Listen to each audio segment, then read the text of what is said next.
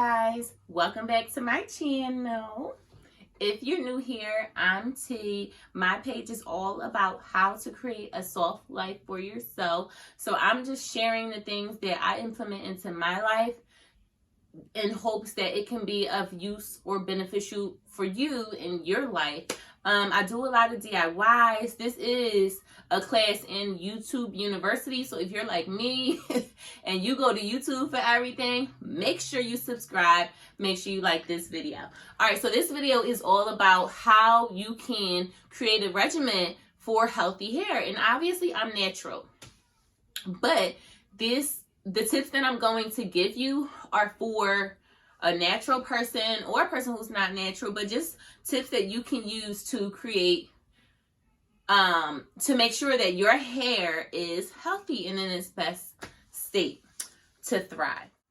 So the first thing that you want to do is get to know your hair, right? It's going to be really hard to create a regimen if you're just copying someone else's regimen and you're just looking at people on YouTube who you think have the same texture as yours, that 4B, 3B, 3A, whatever curl patterns they have that you think matches yours. It's so much more to hair than just that. So get to know your own hair, right? So there's a bunch of tests that you can do.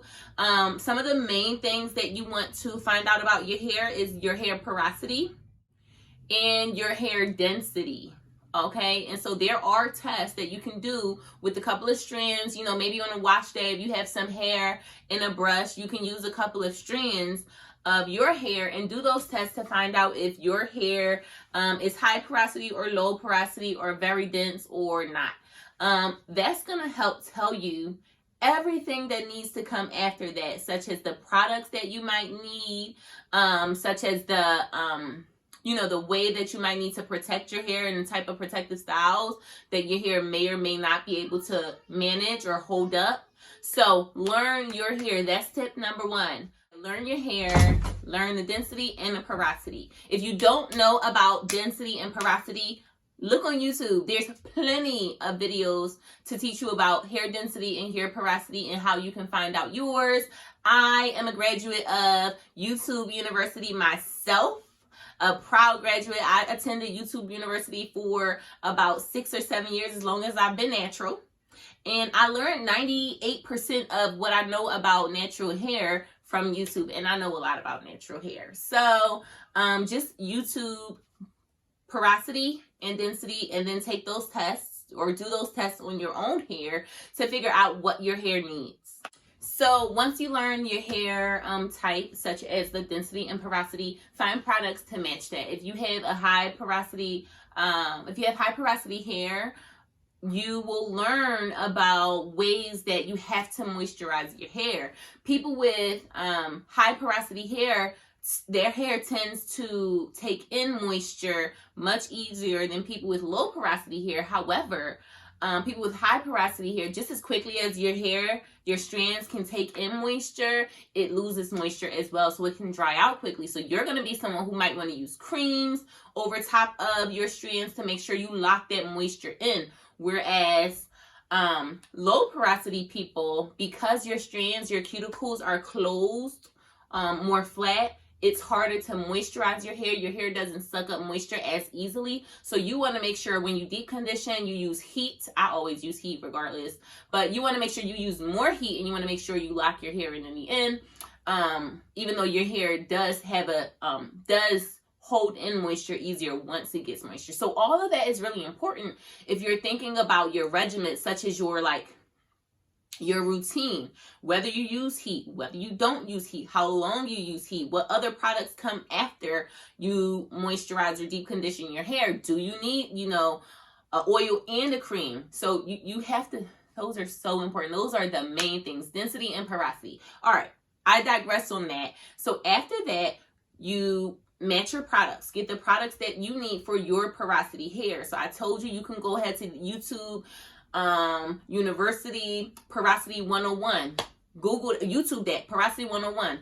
YouTube it. You'll find a bunch of videos on that. Get your products and then set your schedule. So based on the type of porosity or density that you have, you want to create a schedule around that. If you're someone who needs to deep condition your hair weekly, fit that in your schedule. Think about your work hours. If you're a parent, think about your parenting hours, or, you know, if you need to do homework on, you know, whatever days and what time you need to cook, and try to find time in your schedule to tend to your hair. Because just like anything else, you need to be intentional about the time that you put aside for your hair, self-care in general. But, you know, since we're talking about hair, specifically hair. So for me, I know that on the weekends is usually when I deep condition my hair and wash my hair, do my whole wash day.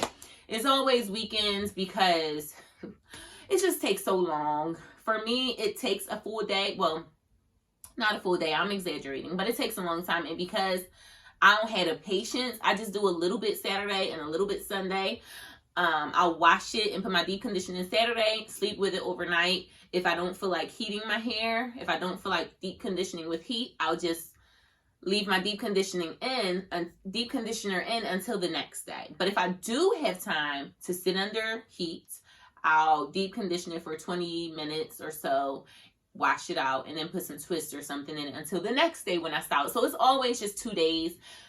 You figure out what works for you and your schedule. Sometimes I might not even finish my hair on Sunday, and I might just put some twist in it and throw a wrap on my hair for the week or for the next couple days. So you have to figure out your schedule, and based on what your hair needs, fit that into your schedule and be intentional about it. Say, okay, on Monday and Tuesday after work or after the gym or on Sunday, this is when I'm going to do this.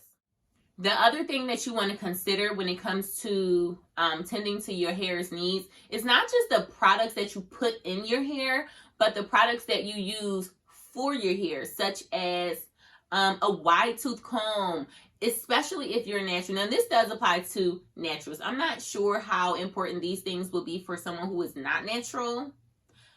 I would think that it would still be important because moisture is still important, right? Even if you're not natural, your hair needs to be, your hair really needs to stay moisturized if you're not natural. And if you press out your hair, you want to make sure your hair stays straight. So a wide tooth comb, you don't want your ends breaking from them them skinny tooth combs. If I buy a skinny tooth comb, it's for parting only. But yeah, so this is for everybody actually. Wide tooth comb, a detangling brush. It's a Denman, I think it's Denman. I haven't said that word in so long. A Denman brush for detangling. I have separate conditioner just for detangling. If you watched my Detangle with Ease video and my silky clean scalp video, I forget what I called that one, but you'll see that I detangle first with the conditioner. So I have conditioner just to detangle my hair. So yeah, you want products for that. Your wide tooth comb, Denman brush, and if you can, a silk pillowcase, or the one I have isn't silk. What's the fake silk? That fake silk, yeah, find it on Amazon. It's just easier on your strands than cotton. It's smoother and it helps your hair retain the moisture. Or a silk scarf or bonnet. I have those as well. The next thing that you want to be conscious of is your budget. Think about how much you're willing to spend on products. Because when I first went natural, I spent so much money. But honestly, I enjoyed it because I was so into like experimenting with my hair and using all the products that I saw all these YouTubers use on their page, and it's a lot of them. But if you try to follow and chase every product, every video that you watch, you're going to be broke. So if you can budget and say, okay, the main things that I need is a shampoo, a conditioner, if you want to detangle with a conditioner, a deep conditioner is a must, a cream or a leave-in, and then the oil. Those are the 5 things that I would recommend to anyone who wants to go natural or just take care of their hair. Those are the 5 things. And if you have one of each of those, you're good. Just keep one of those in your in your closet or whatever, your hair products. Those are the 5 things: shampoo, conditioner, deep conditioner, cream, and oil. That's your budget if you're conscious of how much you're spending. But if you got it, then hey, do you. And last but not least, consistency. I know this is like the the key to life, right? This is the cheat code to everything. Be consistent. Once you're consistent, I would say give it like 2 to 3 months of this consistent regimen and see how differently your hair feels and looks, and just how it's thriving, and how much more healthy it looks. I would say, let's say even 3 months. If you can be consistent for 3 months using those products, washing and deep conditioning your hair either weekly or bi-weekly, you should definitely see improvement. That is just a start, and that is really the basic. Oh, the last thing, I know I said the last thing was the last thing, but this is really the last thing: protective styles. Find a protective style that works for you. For some people, that's twists. For some people, that's a low bun in the back. For some people, it's wigs. For some people, it's braids. But protective styles. So I would say after the first 3 months of you consistently taking care of your hair with the tips that I just gave you, give it 3 months of really just taking care of your hair. Moisturizing, twisting it up naturally, you know. Maybe a low bun in the back, not too much tension. Just give it 3 months of you really loving on your strands. And then I would say go into those protective styles like wigs or braids, because sometimes they can be... move out the way, bub. Because sometimes braids and wigs and those like stressful styles can do more harm than good. The good thing is you're not really touching your hair or playing in it too much, or, you know, it's put away, but sometimes the tension in certain areas is just not good for your hair. So I say 3 months of loving on your hair and kind of like getting it to really good health. And then those other protective styles like braids or low back buns. All right, so that's it. Those are my tips to how you can create a healthy hair regimen. Easy, simple, and straight to the point.